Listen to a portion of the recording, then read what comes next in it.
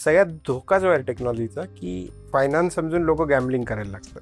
National pension scheme किंवा public provident fund तर किती जुना इन्व्हेस्टमेंट प्रोडक्ट आहे, पण त्यात 15 वर्षाचं लॉक इन असल्यामुळे इम्पल्स करून उपयोगच नाही, तुम्ही काढूच नाही शकत. मला 10% मिळून सुद्धा मी दुःखी आहे, वेअर द रिअलिटी इज की लोकांचा ॲव्हरेज 3%. आज जर तुम्ही पूर्ण जगाचं स्टॉक मार्केट पाहिलं, जर सगळे ऍड केले US, युरोप, चायना, इंडिया वगैरे वगैरे, तर इंडियाचा जो शेअर आहे तो 3%, फक्त 3%. त्यामुळे ग्लोबली आपण एक स्मॉल कॅप स्टॉकच आहोत. द फ्रेमवर्क की टर्म इन्शुरन्स, हेल्थ इन्शुरन्स आणि इमर्जन्सी फंड हे असल्याशिवाय गुंतवणुकीच्या क्षेत्रात पाऊलच ठेवायला. 70% Indian families are one catastrophe away from poverty. म्हणजे हे लोक आहेत जे पॉवर्टीच्या बाहेर आलेत, पण एक आजार पण ह्यांना परत गरिबीत ढकलत. 100% पैसा एका 3% इतक्या छोट्या स्टॉकमध्ये आपण टाकला तर नक्कीच छातीची धडधड होईल ना. तर आपण तेच सगळे करतो. एखादी प्रॉपर्टी घेणं म्हणजे एक पेनी स्टॉक घेण्यासारखंच आहे, म्हणजे की you are taking too much exposure on a single stock.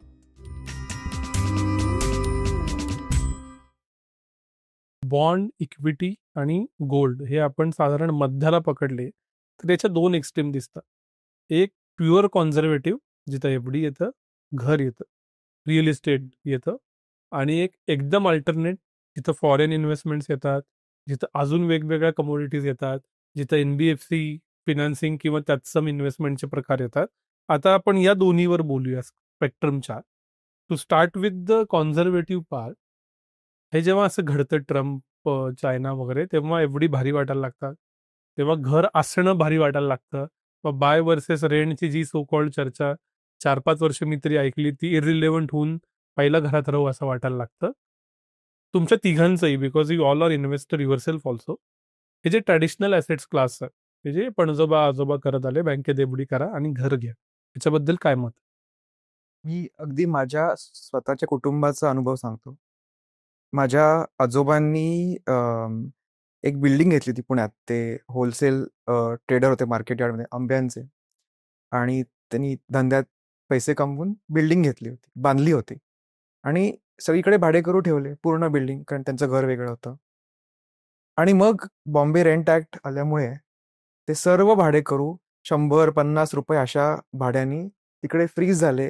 त्यांना माझे आई वडील डॉक्टर आहेत, त्यांचा व्यवसाय काही काळ म्हणजे व्यवसायातनं वेळ काढून कोर्टात जाऊन 20-30 वर्ष लागली त्यांना काढायला आणि तीच प्रॉपर्टी परत मिळवायला.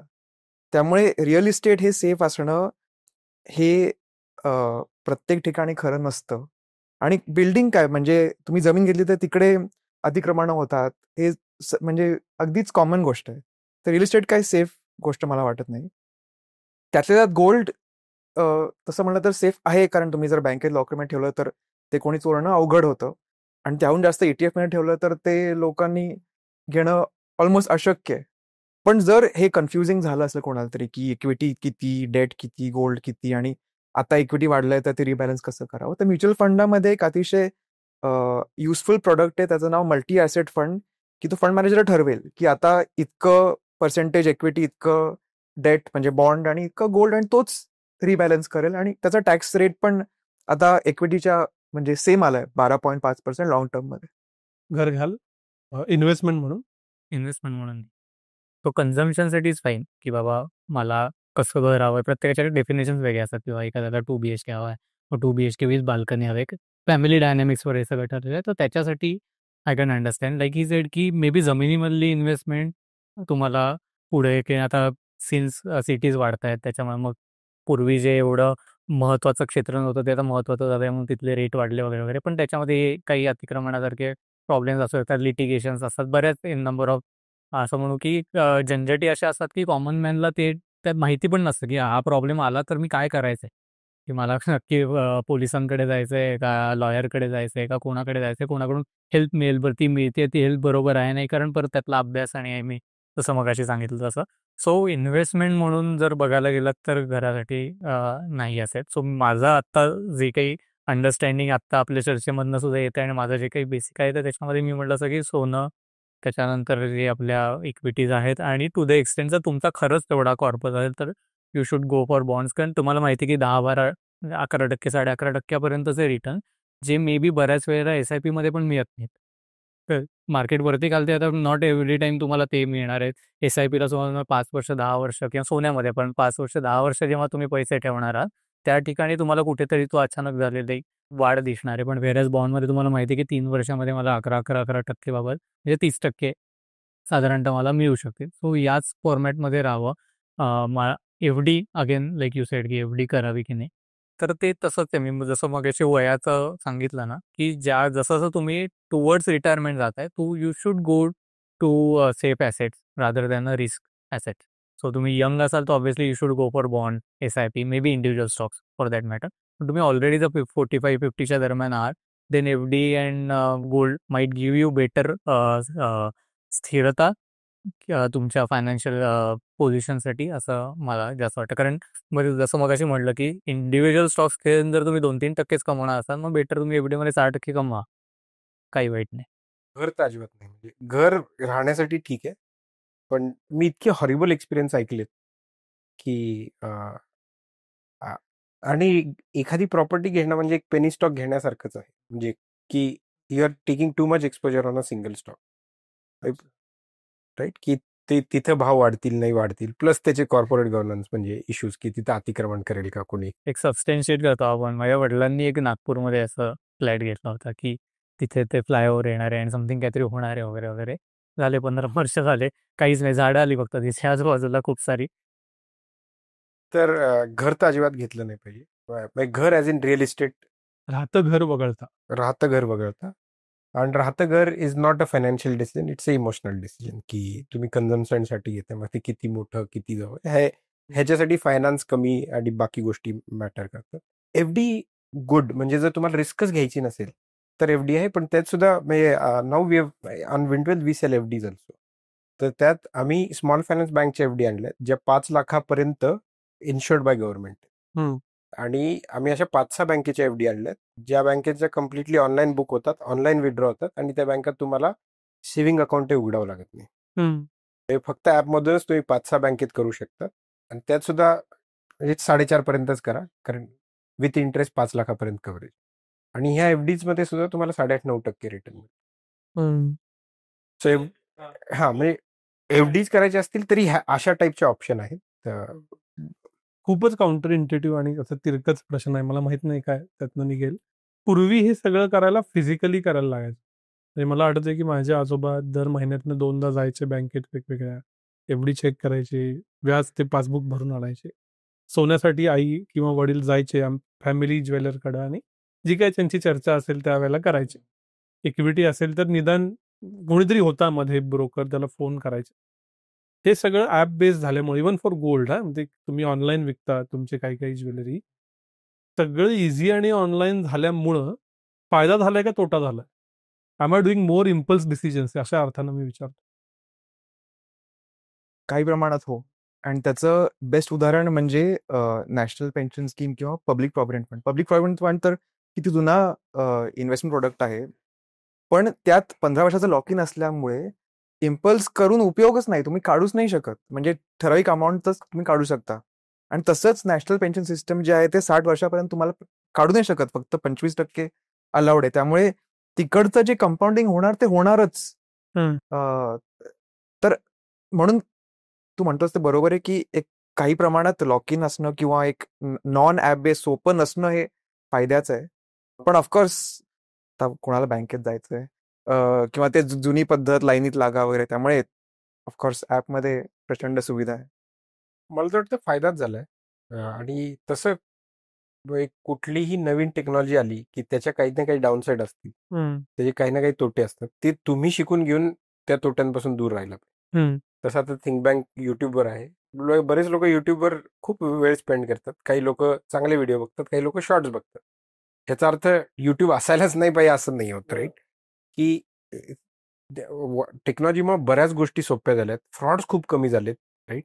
Even in equity, mutual fund. I remember तो जो सगळ्यात पहिले म्युच्युअल फंड होता UTIचा, काहीतरी दॅट 42 or 60 US 64 हा काहीतरी जो इंडियातला होता, त्याच्यात फ्रॉडमुळे तो बंद पडला. हे टेक्नॉलॉजीमुळे हे बरेच फ्रॉड खूप कमी झालेत.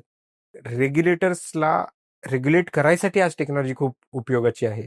जेव्हा कोणी रेग्युलेटर आमच्या इथं ऑडिटला येतं त्याच्या आधी ते मोठी क्वेश्चन आहे, डेटा सगळं मागवून घेतात. मग ते प्रिपेअर होऊन येतात, राईट? सो ते टेक्नॉलॉजीमुळे ह्या सगळ्या गोष्टी investor protection I think is 100x better. काय वाटतं? I think I will agree with him. कारण म्हणजे कसं आहे की गाडी चालवायला पहिले लायसन्स पाहिजे. तर असा मुद्दा आहे. ॲप मला वापरायचं आहे किंवा मला इन्व्हेस्टमेंट डिसिजन घ्यायचा आहे. त्याच्यासाठी एक certain level of literacy around the subject हा खूप इम्पॉर्टंट पार्ट आहे आणि तो मी मगापासून सारखं म्हणण्याचा प्रयत्न करतो की तो खूप लॅकिंग आहे आपल्याकडे. आपण तो म्हणजे ऋतिक रोशन किती भारी डान्स करतोय हे बघतो, त्याच्या मागले कष्ट, त्यांनी काय काय केलेलं हे बघत नाही आणि हे करायची तयारी नाही आहे. सगळ्यात मेन प्रॉब्लेम तो. मला ते 100% रिटर्न हवेत, whatever return that I want to have, ते मला हवेत. पण त्याच्यासाठी तयारी नाही. डायरेक्ट ॲप आल्यानंतर काय होतं, खूप इम्पल्सिव्ह डिसिजन मेकिंग होतं. सो माझं असं म्हणणं की जर तुम्ही अभ्यासपूर्वक करताय, what he said is absolutely right, की त्याच्यामुळे इतका फायदा होतोय की बाबा तुम्हाला माहिती आहे की बाबा मनी प्रोटेक्टेड आहे किंवा मी समोर कॅल्क्युलेट करू शकतोय, फोरकास्टिंग करू शकतोय, माझ्या ॲसेट किती ॲलोकेट झाल्यात वगैरे, या सगळ्या गोष्टी ज्या मी काहीतरी कॅल्क्युलेटरवर वगैरे करवतो, मला सगळं एका ठिकाणी मिळतंय.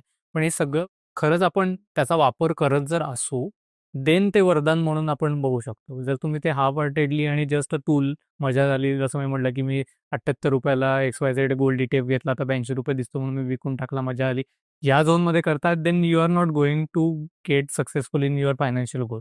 तर त्याच्यामुळे मग तो त्या ठिकाणी तो शापासारखा दिसू शकतो.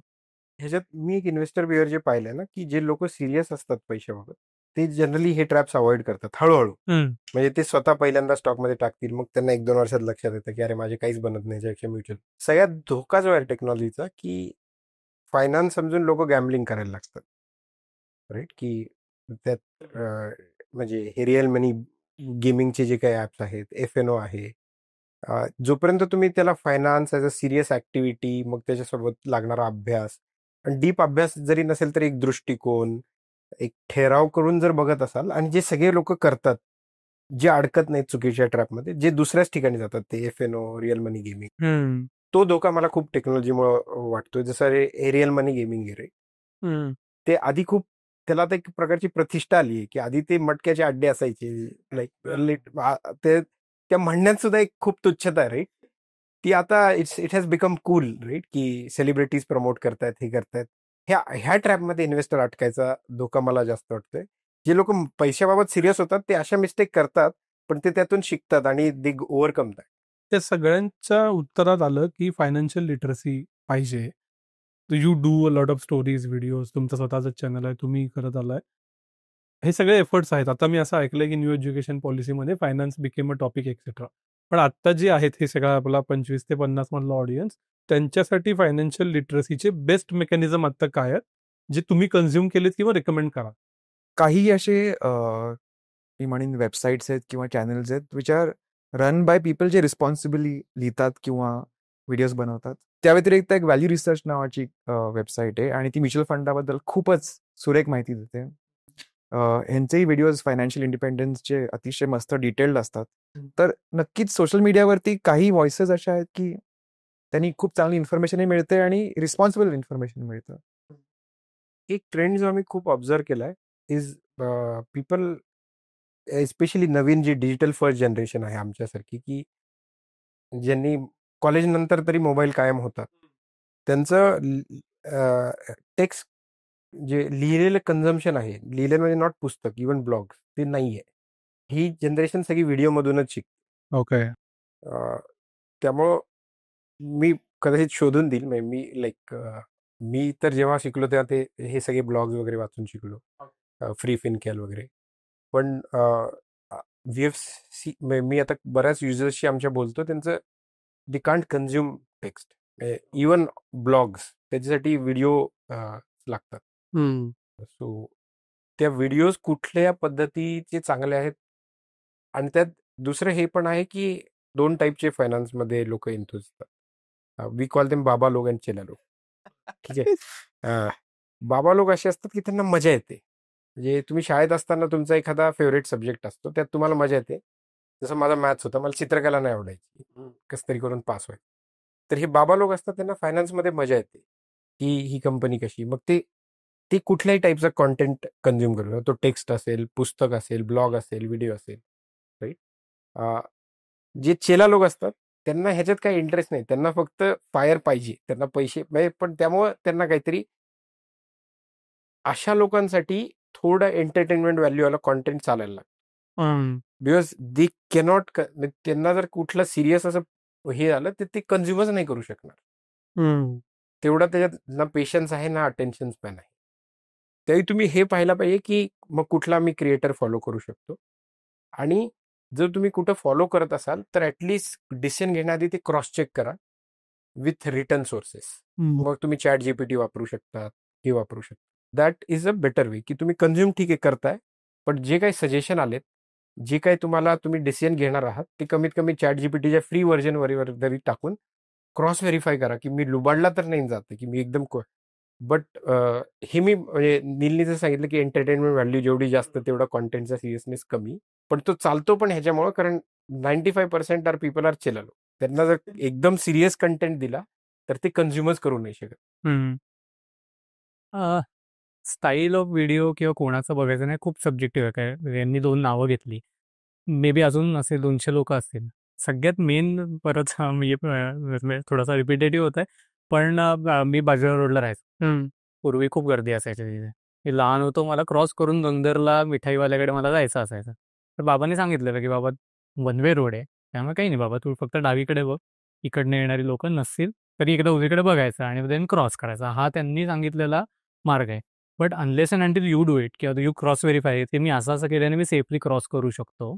देन मग तुम्ही तो कॉन्फिडंट होता. सो एखादा इन्फ्लुएन्सर किंवा आपण म्हणू की जो एज्युकेटर आहे किंवा जसं बाबा लोकं म्हणतात की ज्याला माहिती आहे आणि तो एखादी गोष्ट सांगतोय. मला असं वाटतं की एकदा जाऊन चेक करा ना. तो जर म्हणतोय की बाबा त्याचा एवढा प्रॉफिट आहे या कंपनीचा आणि या कंपनी किंवा एखादा म्युच्युअल फंड इतक्या उत्तम प्रकारे देतोय आणि या सगळ्या गोष्टी आता Googleवर तुम्ही गेलात तर म्हणजे जसं तुम्ही बाकीचा टाईमपासचा कंटेंट सर्च करता आरामामध्ये, तसा हा पण तुम्ही सर्च करूच शकता. लाईक ही सगळी ChatGPTला मी एक कमेंट टाकली की हे खरंच घडलंय का की या म्युच्युअल फंडने एवढे रिटर्न्स दिलेत का? If you ask the question ChatGPT will give you N answer. So तुम्हाला हे उत्तर मिळणार आहे. तुम्ही क्रॉस व्हेरीफाय तर करा what ever he is saying.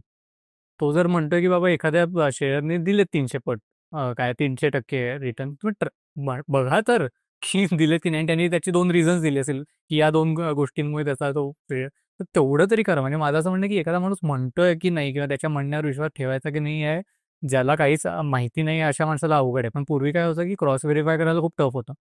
की मग शिक्षकांनी मला सांगितलं तर त्यांना कसं मी क्वेश्चन करू? हा एक प्रश्न होता मला की बरोबर सांगितलं की मी I use to consume it. पण आता तसं नाही आहे. आता देअर आर फ्री टूल्स की ज्याच्यामध्ये हे जे काही म्हणतात किंवा मी जे काही म्हणतोय हे तुम्ही कुठे ना कुठेतरी जाऊन क्रॉस व्हेरीफाय करू शकता. एकदा तुम्हाला 2-3 रिसोर्समध्ये कळलं की बाबा हा माणूस सांगतोय याला काहीतरी बेसिस आहे and whatever he is saying is correct, then you can follow him. पण प्रॉब्लेम आता असा आहे, जो जसं म्हटलं की बाबा एखादा माणूस नाचला, मागे गाणं लागलं किंवा त्यांनी इतकं ते जोकर पद्धतीने सांगितलं आणि म्हणून मला तो आवडतो. म्हणजे इन्फ्लुएन्सर आवडतो. मग त्याचा कंटेंट बरोबरच असेल. ह्या ॲझम्पशनमध्ये जी लोकं जात आहेत ना, तिथे थोडंसं तो त्याच्यामध्ये परत म्हटलं की तो काहीतरी तुमचा काहीतरी अंशी तुम्ही त्याच्यामध्ये टाकणं गरजेचं आहे. इफ मग तो कुठलाही असेल लाईक की यांचा चॅनल उत्तम आहे, 2 चॅनल्स आणि अजून 10 चॅनल्स उत्तम आहे. पण क्रॉस व्हेरीफाय प्लीज आणि रेग्युलर इंटरव्हल.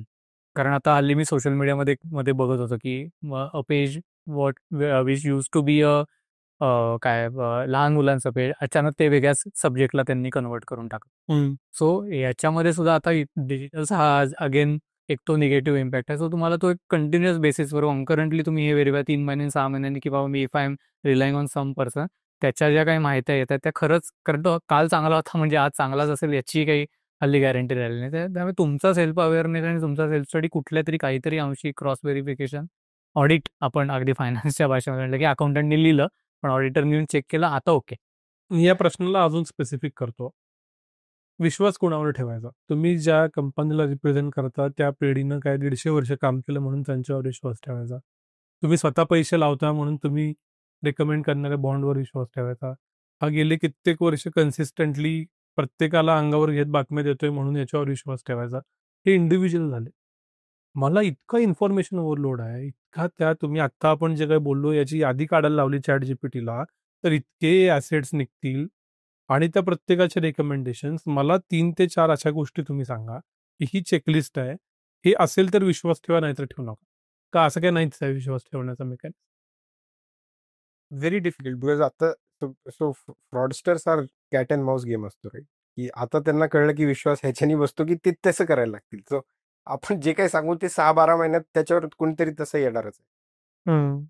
तो क्रॉस व्हेरिफिकेशन इज गुड मतलब जनरली. आणि आता 2 लेव्हलचा फ्रॉड होतोय. एक तर आउटराईट फ्रॉड म्हणजे फेक प्रोफाईल्स निघणं आणि प्रत्येक इन्फ्लुएन्सच्या नावाने कमीत कमी 5-10 तरी फेक प्रोफाईल्स असतातच आणि खरी कुठली आणि खोटी कुठली हेही कळत नाही, कारण त्यांच्याकडे कधी टिकमार्क पण असतो, म्हणजे कळतच नाही. तर ते आयडेंटिफाय करणं हे त्याचे काही साईन्स असतात. म्हणजे तुम्हाला सांगतात ते लोक की आता तुम्ही एक व्हॉट्सअप ग्रुप जॉईन करा किंवा टेलिग्राम ग्रुप जॉईन करा, तिकडे तुम्हाला टिप्स मिळतील. मग टिप्स मिळाल्यावर आमचा ॲप डाउनलोड करून त्यातनं तुम्ही पैसे गुंतवा आणि तो ॲप सुद्धा फेक असतो. म्हणजे आता असं वाटतं की तो 0 आहे, पण तो ऍक्च्युली नसतो, दुसऱ्याच कंपनीचा ॲप असतो. तर हे झालं आउटराईट फ्रॉड.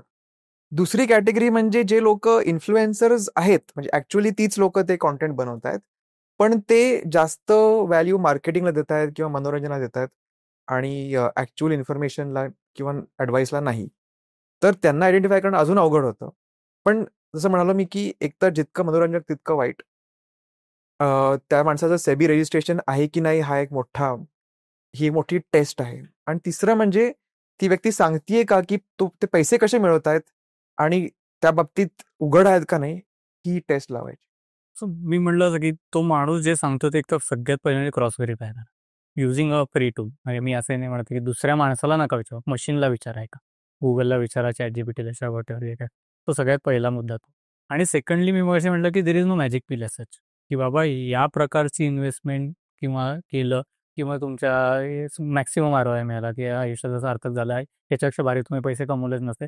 सो इन्क्लूड अगदी RD FD सुद्धा मिळते for that matter in your portfolio, असं माझं अगदी स्पष्ट मत आहे. तुम्ही कितीही भारी फायनान्शियली असाल ते असाल सगळं ठीक आहे, पण अशी एक वेळ तुमच्या आयुष्यामध्ये येऊ शकते की तुम्ही खरंच या डिसिजनकडे लक्षच देऊ शकत नाही, कारण शेवटी तुम्ही लाईफ जगताय ना, फक्त काही फायनान्स खेळत नाही. इतर काही प्रॉब्लेम, फॅमिली प्रॉब्लेम्स असू शकतात, काही सोशल काही येऊ शकतं तुमच्या आयुष्यात आणि ज्याच्यामुळे तुमचं कम्प्लिटली 2 वर्षासाठी या पर्टिक्युलर गोष्टीकडे दुर्लक्ष होणार आहे. असं 2 अजून केलं आपण तर असा कुठलाच ऍसेट क्लास नाही आहे की जो म्हणजे काही ऍसेट क्लास जास्त डिमांडिंग आहे तिकडे जास्त लक्ष दिलं पाहिजे, काही ऍसेट क्लास कमी डिमांडिंग आहे की तिकडे कमी लक्ष.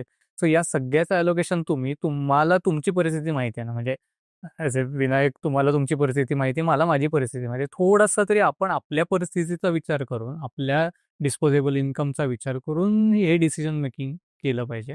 आणि या सगळ्या इन्फ्लुएन्सर्स ऐका, म्हणजे ते चांगले इन्फ्लुएन्सर्स आपण दोघे एखादा गोल्ड मधला सांगतोय किंवा मला याचं पटतंय बाबा, हा म्हणतोय 20% पण मी 5% करू शकतो, दॅट्स फाईन ना, then come to 5%. I am saying की गोल्डचे फायदे काय आहेत मला पटतायत ना, मग मला त्याची रिस्क ॲपेटाईट किती टक्के घ्यायची हा माझा प्रश्न.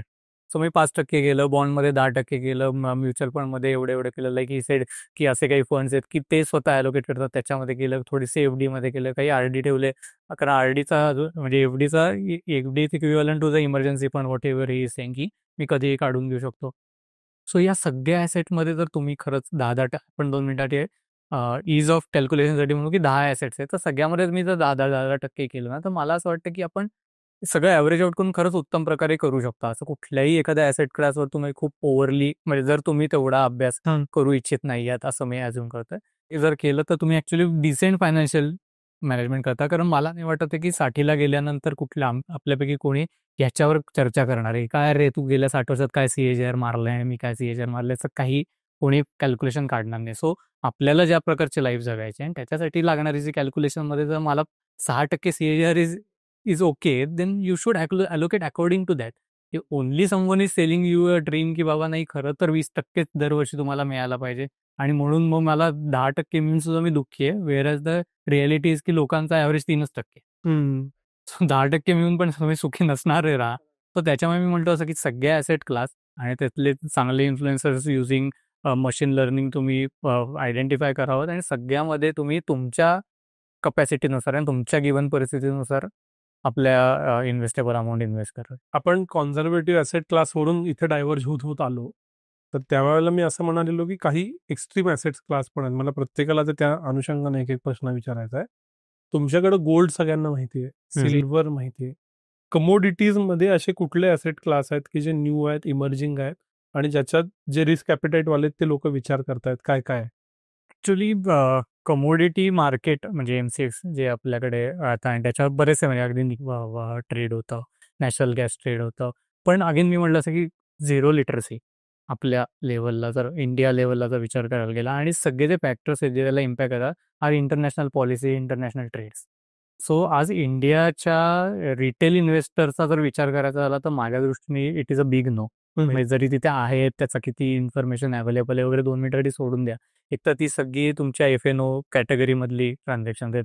सो मला जर विचारलं तर it is completely no. So if you want to go in to metal assets, commodity assets, then gold आणि silver are the only 2 asset classes की ज्याच्यामध्ये जायला पाहिजे when it comes to commodity. बाकीचं इज बिग नो. कारण मी म्हटलं असं की गोल्ड सिल्वर आपल्या रोजच्या वापरातला असून सुद्धा आपण त्या ठिकाणी कधी कधी 19-20 होतं. तर हे तर म्हणजे कम्प्लिटली आता बाहेरचं गणित आहे.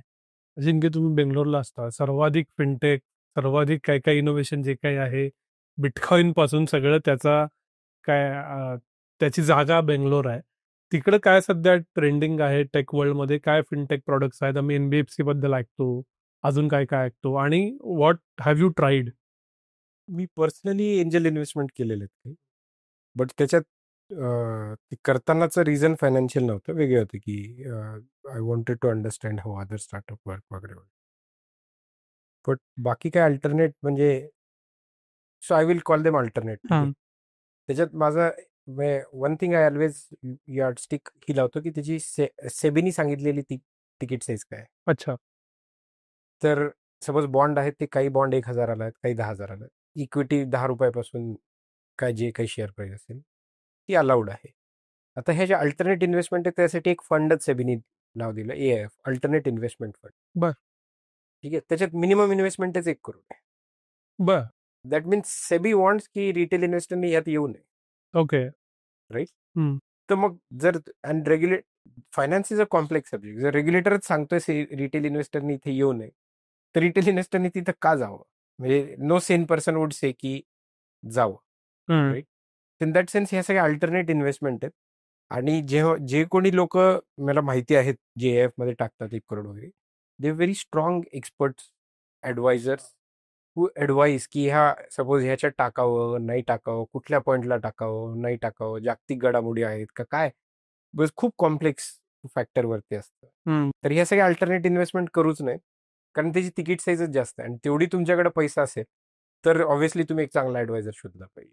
नील, एक गोष्ट चर्चेत आलेली विशेषतः गेल्या 3 महिन्यात की भारतीय लोकांनी US स्टॉक मार्केटमध्ये इन्व्हेस्ट करावं किंवा भारतीय लोकांनी दुबईत रिअल इस्टेट घ्यावी.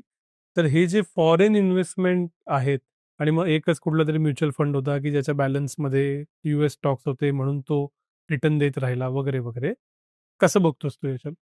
US पेक्षा आंतरराष्ट्रीय मार्केटमध्ये गुंतवणूक काही प्रमाणात करावी हे मी ॲग्री करतो, मानतो. आणि त्याला 2 कारणं आहेत.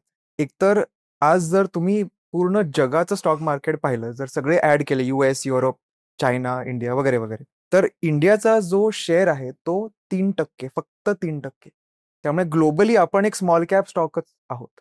आणि जर आपला 100% पैसा एका 3% च्या स्टॉकमध्ये, म्हणजे इतक्या छोट्या स्टॉकमध्ये आपण टाकला तर नक्कीच छातीची धडधड होईल ना.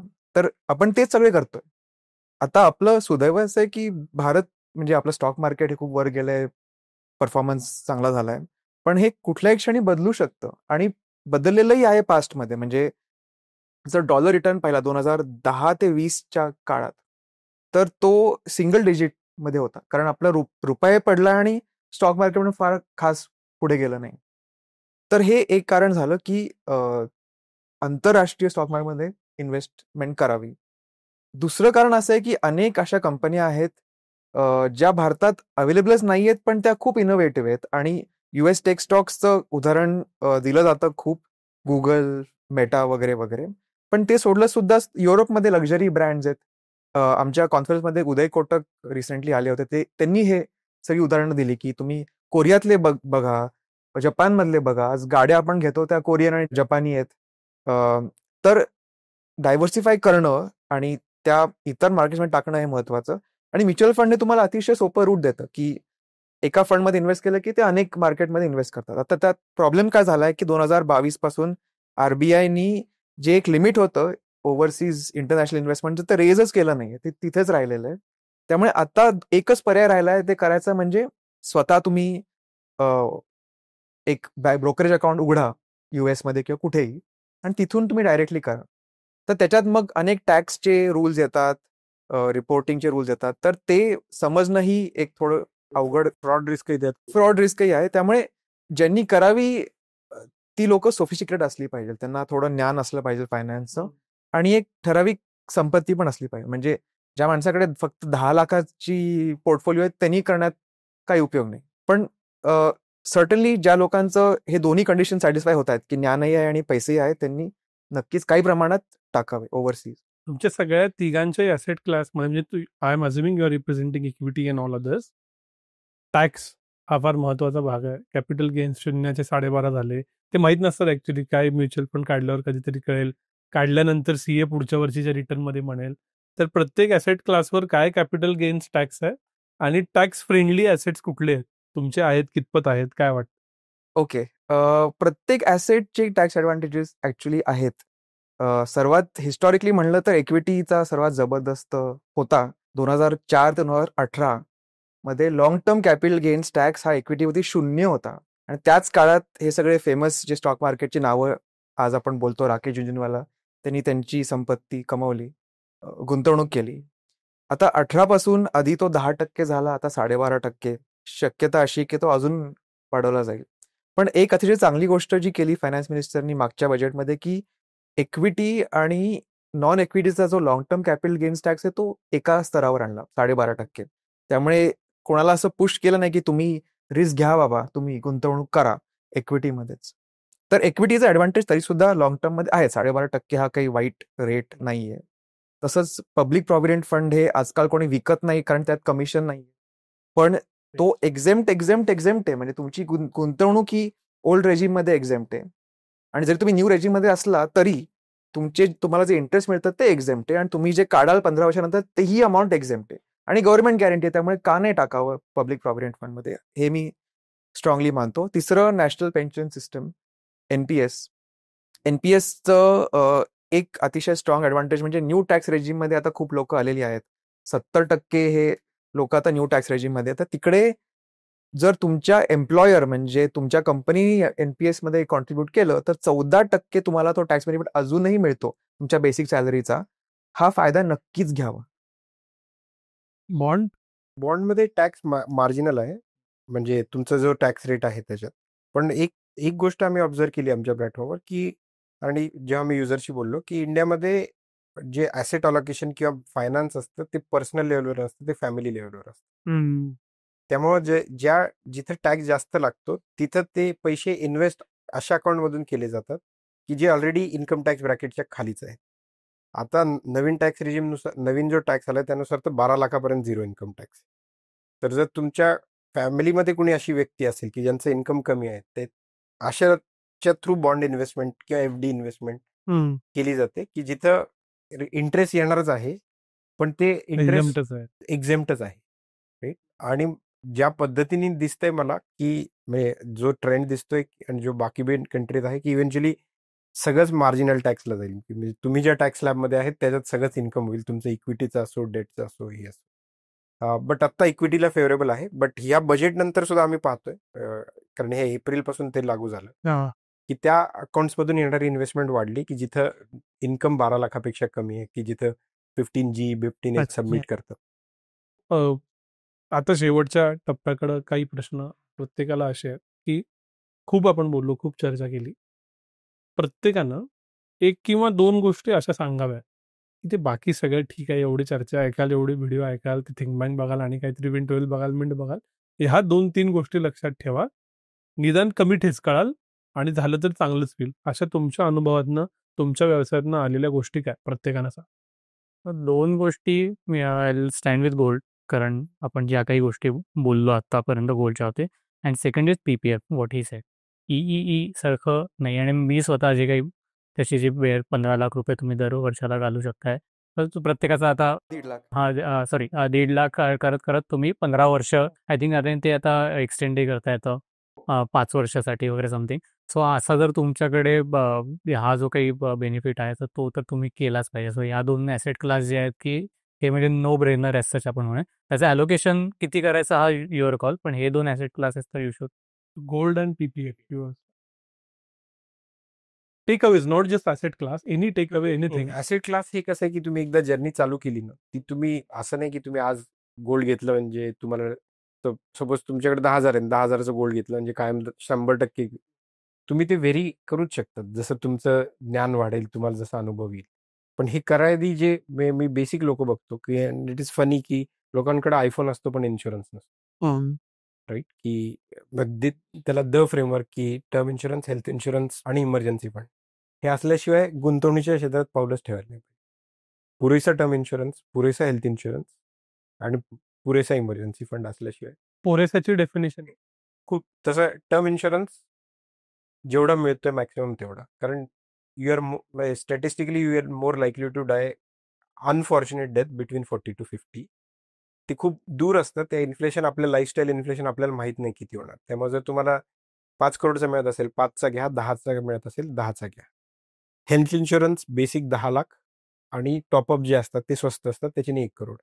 ह्या 1 करोडमध्ये तुम्हाला जर कुठला कधी किडनी रिप्लेसमेंट करावी लागली, कधी कॅन्सर, कधी हार्टचा कुठला असा मेजर ऑर्गन ज्याच्यासाठी एक्सटेंडेड हॉस्पिटलायझेशन पाहिजे, जिथं मतलब आता आपण पाहिलं की ते डिपॉझिट मागितल्यामुळे हे झालं, तर असं होऊ नये याच्यासाठी हा इन्शुरन्स टॉपअप पण फार महत्वाचा आहे. 1 करोड, ठीक आहे, हे टॉपअप सोबत. मग इमर्जन्सी फंड जर घरात दोघं कमावत असतील तर, म्हणजे तुम्ही मॅरिड असाल, नवरा बायको दोघंही कमवत असाल तर प्रॉब्ली 6 महिन्याचा expense is good, if not 9 ते 12 महिन्याचा आहे. तर पहिलं द फ्रेमवर्क करा आणि मग बाकी सगळं करा. मग बाकी तुम्ही शिकायला चालू करा. बिकॉज ह्याच्यात त्यांना डाऊनसाईड इतकी जास्त आहे की तुम्ही हे नाही केलं आणि ह्याच्यात अटकले. आणि देर वॉज अ स्टॅटिस्टिक की 70% Indian families are away 1 catastrophe away from poverty.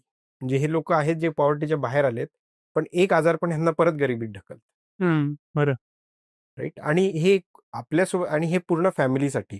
Because हे western is individual concept, but इंडियामध्ये तुमच्या पॅरेंटला जरी काही झालं तरी ते तुम्हालाच कव्हर अप करावं. So make sure they are also covered well. हे जोपर्यंत होत नाही तोपर्यंत तिकडची जी अपसाईड आहे ही कधी एका दिवसात शून्य होऊ शकते. सगळ्यात महत्वाचा मुद्दा याच्यात आहे की रिटर्न सोडा, मुद्दलाच ग्राइंडर आहे. असं जर काही अनफॉर्च्युनेट सर्कमस्टन्सला तुम्हाला सामोरं जावं लागलं किंवा असं त्यांनाही काही व्हायला, असं काही नाहीये की तुम्हाला काहीतरी झालं आणि तुम्ही 6 महिने काम नाही करू शकला. लाईक काही गोष्टी होऊ शकतात, म्हणजे त्यांच्याच बाबतीत असं नाही. त्याच्यामुळे हा 12 महिन्याचा फंड, मेडिक्लेम आणि टर्म इन्शुरन्स. आणि इन्शुरन्सच एक्सटेन्शन की कुठलंही जर लोन घेतलं असेल त्या लोनचं सुद्धा इन्शुरन्स असणं गरजेचं आहे. म्हणजे सपोज तुम्ही होम लोन घेतलं आणि त्याच्यावरचं इन्शुरन्स, आता होम लोनवाले कंपल्सरी विकतात, ती गोष्ट वेगळी, बट त्याच्याबरोबर एक इन्शुरन्स येतो की जर तुम्हाला काय झालं तर त्या इन्शुरन्समधून तुमचं उरलेला EMI पे होत, नाही तर मग तुमच्या घरावर टाच आहे. तो कुठलंही लोन घेताना त्या लोन बरोबर इन्शुरन्स मिळतोच. इव्हन अनसिक्युअर्ड लोनवर सुद्धा आता इन्शुरन्सचा प्रॉडक्ट असतो, क्रेडिट इन्शुरन्स, की जर तुम्हाला काही झालं त्यामुळे तुम्ही लोन रिपे नाही करू शकले, तुमची डेथ, तर ती इन्शुरन्स कंपनी ते EMI पे करते, तुमच्या फॅमिलीवर त्याची लायबिलिटी आहे. मी 2 गोष्टी सांगेन. एक तर एक सेईंग आहे की diversification is the only free lunch. म्हणजे मोफत जेवण फायनान्समधलं एकमेव, म्हणजे तुम्ही जर डायव्हर्सिफाय केलं, तुम्ही अनेक गोष्टी तुमचा पैसा गुंतवला तर, ना की एकाच इक्विटीमध्ये किंवा डेटमध्ये. दुसरी गोष्ट म्हणजे परत इन्शुरन्सचा जर विषय काढायचा झाला तर बँकेत इन्शुरन्सचं खूप मिससेलिंग होतं. म्हणजे कमिशनमुळे खूप गोष्टी बोलल्या जातात ज्या खोट्या आहेत आणि त्याच्या नावाने इन्शुरन्स, लाईफ इन्शुरन्स हे विकलं जातं. आणि लोनचाच हा एक क्लासिक एक्झाम्पल आहे की तुम्ही जर होम लोन घ्यायला गेला बँकेत तर तुम्हाला सांगितलं जातं की इन्शुरन्स कंपल्सरी आहे, त्याहून आमचं इन्शुरन्स कंपल्सरी आहे आणि ते लोनशी टाय करा तुम्ही, आणि तुम्ही 10 वर्षाचे प्रीमियम आत्ताच द्या, असं सगळं करून तुम्हाला ते गुंतवून टाकतात त्याच्यामध्ये. आणि त्याला एक सिम्पल सोल्युशन असं आहे की माझ्याकडे टर्म इन्शुरन्स आहे त्यामुळे मी तुम्हाला त्याचं प्रूफ द्यायला तयार आहे, पण हे घ्यायची मला गरज नाही. हे सुद्धा तुम्ही केलं तर तुमचे कित्येक पैसे वाचतील. तर सावध राहा. फायनान्समध्ये असे अनेक, फक्त बँकांनी पण असे अनेक कंपन्या आहेत ज्या ऍक्च्युली तुम्हाला लुबाडतात, म्हणजे तुमच्याकडनं पैसे काढतात.